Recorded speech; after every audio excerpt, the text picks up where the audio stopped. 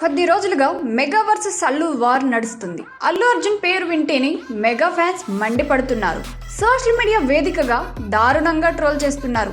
ఇక మీదట థియేటర్లలో అల్లు అర్జున్ సినిమాలు చూసేది లేదని చెబుతున్నారు. అయితే ఈ గొడవ అసలు దీనితో ఎటువంటి సంబంధం లేని మంచు విష్ణు పాలిట వరంలా మారే అవకాశం కనిపిస్తుంది. అల్లు అర్జున్ హీరోగా నటిస్తున్న పుష్ప 2 డిసెంబర్ 6న విడుదల కానుంది. అయితే ఈ సినిమాని బాయ్కాట్ చేయాలని మెగా ఫ్యాన్స్ భావిస్తున్నారు.